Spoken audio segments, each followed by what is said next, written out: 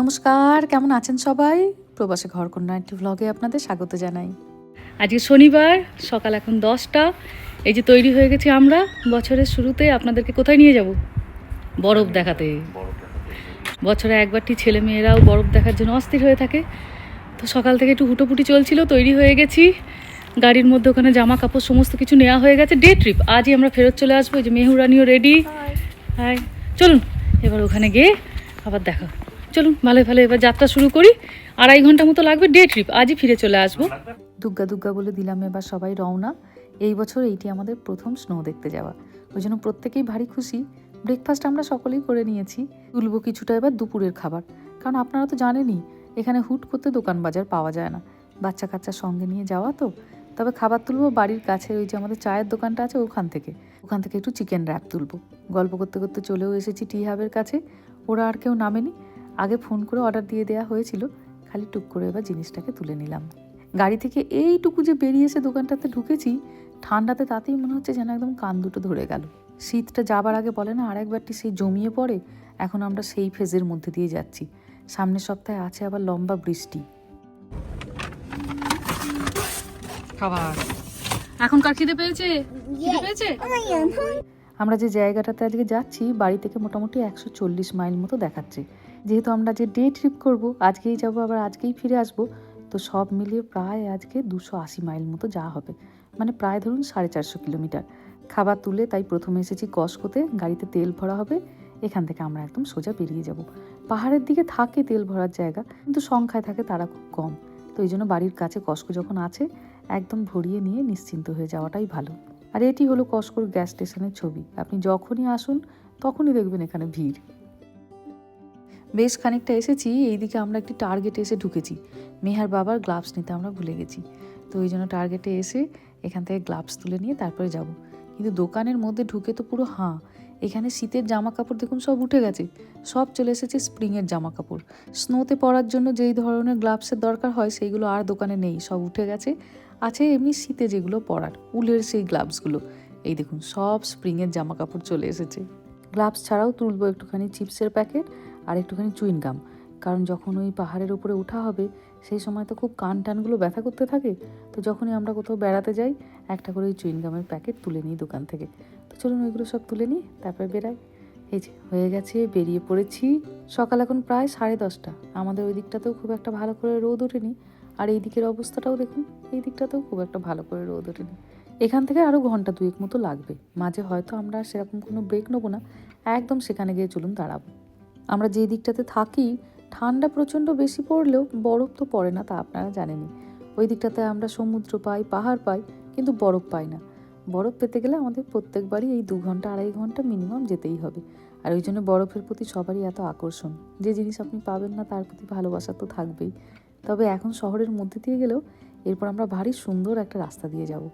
এই যে চারিদিকটা এরকম সবুজ রঙের ক্ষেত দেখবেন, আর তার মাঝখান দিয়ে রাস্তা। যদিও বাড়ি থেকে আমরা এখন অনেকটাই দূরে, তবুও হয়তো অনেকেই ভাবছেন যে মৌয়া তোমার এই রাস্তাটি কিন্তু আমাদেরও চেনা। আর একদমই ঠিক কথা, আগে যখন টুকটাক দূরে একটু বেড়াতে গেছি তখন এই রাস্তা দিয়েই গেছি। এই রাস্তাটা অসম্ভব সুন্দর। রাস্তার দুধারে দেখুন কি সুন্দর ওই কাঠবাদামের গাছের যে বাগান হয় সেগুলোতে ফুল ধরেছে। একদিন আপনাদেরও নিয়ে আসবো। ক্যালিফোর্নিয়া নাকি এই কাঠবাদাম বা আমন্ড উৎপাদনের ক্ষেত্রে গোটা পৃথিবীতে নাকি 1 নম্বর। তাহলে তো বুঝতেই পাচ্ছেন তার কত বাগান তাহলে এই ক্যালিফোর্নিয়ায় আছে। এই সময়টা বাগানগুলো একদম এই ফুলে ভরে থাকে, আর এত সুন্দর দেখতে লাগে, চোখ একদম জুড়িয়ে যাবে। বছর 3-4 আগে একটা ভ্লগও করেছিলাম, হয়তো আপনাদের খেয়ালও আছে। আমাদের বাড়ির সামনে অনেকগুলো এর বাগান আছে, আর এই সময় ভারী সুন্দর এর ফুল ফোটে, লোকজন আসে ছবি তুলতেও।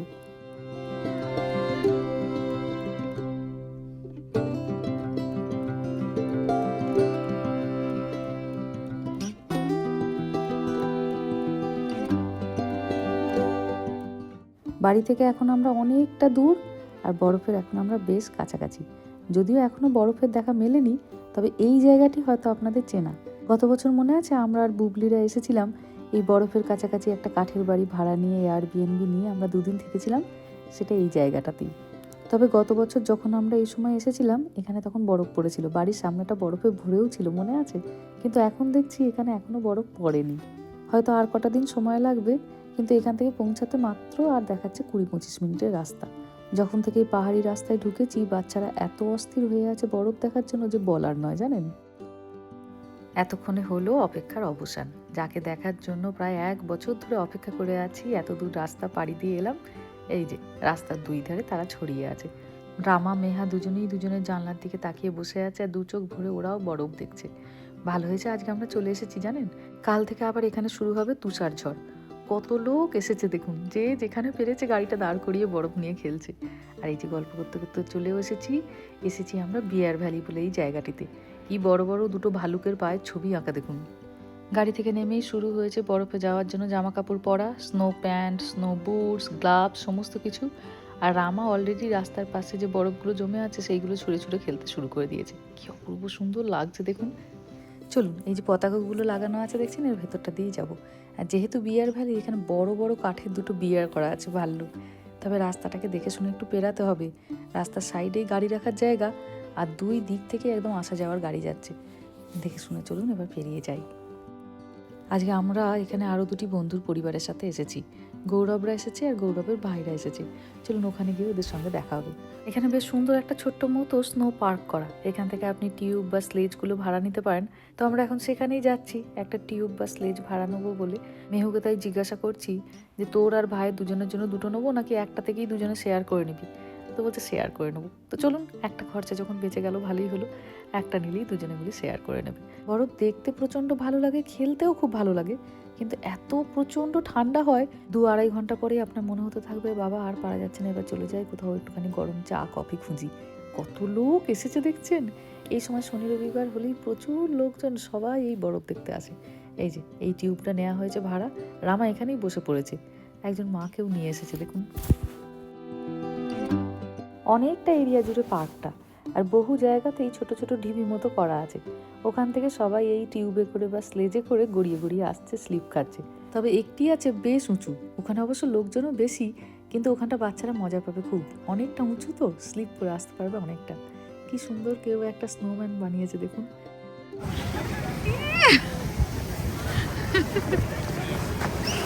এই কোথায় চলে যাচ্ছি?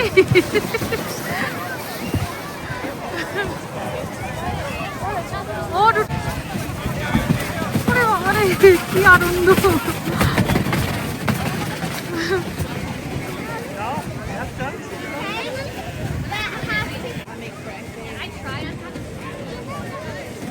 পা 2টো উপরে মেহা।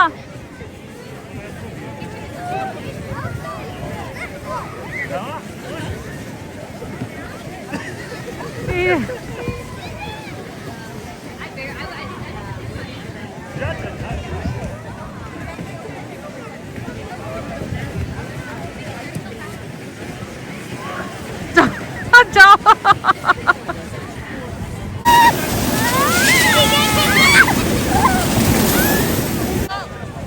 আমাকে এখানে বসিয়েছে।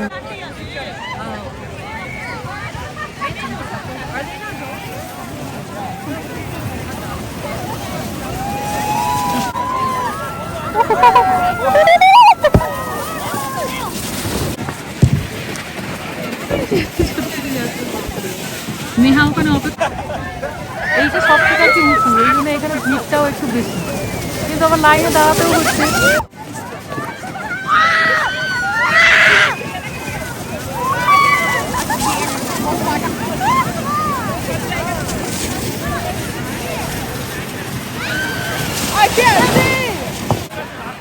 ওইদিকে আপনাদের মানিকদার কাণ্ড দেখুন, বরফের গোলা বানিয়ে ছুঁড়ে খেলছে। এইখানটাতে প্রচুর ঝুড়ো বরফ, এই দেখুন লোকজন হেঁটেওছে এখান দিয়ে খুব। ওরা দুজনে বড় বড় বরফের গোলা বানিয়ে একে অপরকে ছুঁড়ে ছুঁড়ে খেলছে। রামা মেহা দুজনেই ওরা প্রচণ্ড স্নো নিয়ে খেলতে ভালোবাসে। ওদের এই খেলা দেখে আমি আর ওর বাবা তাই ভাবছি যে পরের মাসে যদি সম্ভব হয় এখানে কোথাও একটা হোটেল নিয়ে একটা রাত আমরা থাকবো। শুধু বরফ নিয়ে ছুঁড়ে ছুঁড়ে খেলা নয়, একদম বরফ মাখা। দেখুন দুজনে এখন স্নো অ্যাঞ্জেল হয়েছে, বরফের পরী। এই যে সবাই আমরা এসেছি, কাকিমা, শুক্লা, বুবলি, টুপাই, গৌরব, আমরা জামা সবাই। ওর জামা ফটো তোলার জন্য জ্যাকেট ট্যাকেট সবাই খুলে ফেলেছে। হ্যাঁ বলে ছবি তোলা আগে ইম্পর্টেন্ট। একদম বছরে একবার বরফ পাওয়া হয়, যত যার মনের ইচ্ছেগুলো আছে সারা বছর ধরে সেইগুলো ছবি তুলে রেখেছি, আজকে সবগুলোকে ফটো তুলে যেতে হবে। মালিকটা বলছে সবার নিমন্ত্রণ হবে। কত লোক দেখুন, কত লোক।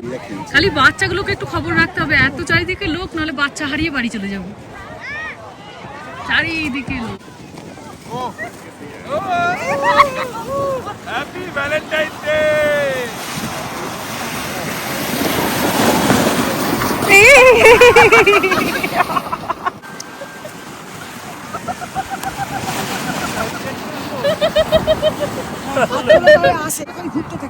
হ্যাঁ ঠিক কথা, ঠিক কথা। মাকাসে আর একটু পরেই টুক করে এই গাছগুলোর পিছনে যাবে আর অস্ত নেমে যাবে। এত ভালো লাগছে, আরেকবার আসতে হবে জানেন, আরেকবার আসতে হবে। আর 10-15 মিনিটের মধ্যেই স্নো পার্কটা বন্ধ হয়ে যাবে। এবার ওই জন্য আমরা বড়রা করছি, আমাদেরও তো ইচ্ছা হয় বলুন। এবার এই যে কাকিমা তার 2 বৌমাকে নিয়ে স্লিপ খেয়ে নেমে এলেন।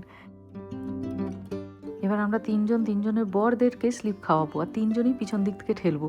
সে এক কাণ্ড জানেন, বরফ তো স্লিপ কেটে যাচ্ছে, এদিকে ঠেলছি আর অন্যদিকে নিজেরাও পিছিয়ে যাচ্ছি। তো দেখছি ওরাও ভারী আনন্দ করলো। দাঁড়িয়ে গেছে।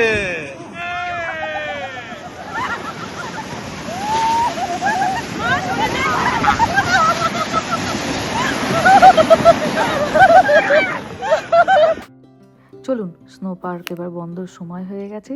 এবার তাই ওইদিকে ফিরে যাচ্ছি। প্রথমে গিয়ে এই টিউবটাকে ফেরত দিতে হবে, আর তারপর গাড়িটা তো রাখা হয়েছে সেই রাস্তার আবার ওই পারে, ধীরে সুস্থ আবার রাস্তা পেরিয়ে তারপর আবার 2.5 ঘন্টা ধরে বাড়ি। তবে আসাটা সার্থক হলো জানেন, 2 ঘন্টা 2.5 ঘন্টা লাগলো ঠিকই, কিন্তু আসার পরে যেন মনে হলো একদম যেন নৈসর্গিক দৃশ্য যাকে বলে। চারিদিকটা সাদা হয়ে আছে, এত অপূর্ব সুন্দর লাগছে, ভাষা যেন কম পড়ে যাচ্ছে তাকে বর্ণনা করার জন্য। শুক্লা আর বুবলি, আচ্ছা শুক্লা আর বুবলি শুধু বন্ধু নয়, এটা কিন্তু আবার দু যাও। তুমি চলে যাও, এবার আমি ধরে দিই তোমার। এখন আপনারা বলবেন কে বড় কে ছোট। আচ্ছা আচ্ছা এবার যাও যাও।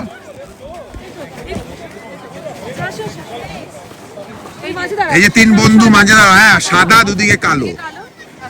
আমার হাতে আবার গ্লাভসটা।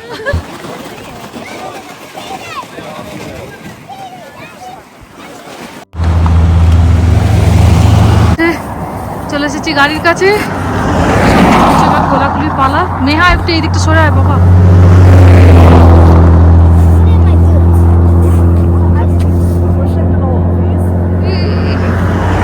মোজাগুলোকে ভিজে গেছে নাকি ওদের? এখানে আরো নতুন মোজা আছে। এই যে জামা জুতো খুলেছে আর হাতে করে করে এই দেখুন একটা বরফের টুকরো এনেছে, সেটিকে আবার জুতোর মধ্যে ভরেছে। এটিও বাড়ি নিয়ে যাবে, এই জন্যই বলে বাচ্চা। দেখুন ওটা যে ওখানে গিয়ে গলে যাবে সেইটা মনে নেই, কিন্তু এটা ওর। গাড়ির ভেতরটা এত মারাত্মক ঠান্ডা হয়ে গিয়েছিল যে বলার কথা নয় জানেন। বেশ খানিকক্ষণ হিটার চালিয়ে গাড়িটাকে গরম করে খাবার দাবার যেগুলি সাথে করে নিয়ে এসেছিলাম তা খেয়ে দিয়ে তারপরে এবার দিলাম রওনা। এখন তো অনেকক্ষণ রাস্তা, বাড়ি পৌঁছাতে নিতে হয়তো সন্ধ্যে 6:30-7টা বেজে যাবে, কিন্তু আমাদের টার্গেট ছিল পাহাড়ি রাস্তাটা যেন আমরা দিনের আলো থাকতে থাকতে পেরিয়ে যাই। আর পেরিয়েও গেছি, চলে এসেছি এবার আমরা সমতলে। ঘন্টাখানেক রাস্তা আছে এই গ্রামের ভেতর দিয়ে, তারপর ফ্রিওয়ে ধরে নেবো। আহা, যাবার সময় মনটা একদম জুড়িয়ে গেল। দেখুন দূরে আকাশে সূর্যাস্ত হচ্ছে, গোধূলির লাল আলোয় গোটা আকাশটা একদম রাঙিয়ে উঠেছে, চোখটা একদম জুড়িয়ে গেল।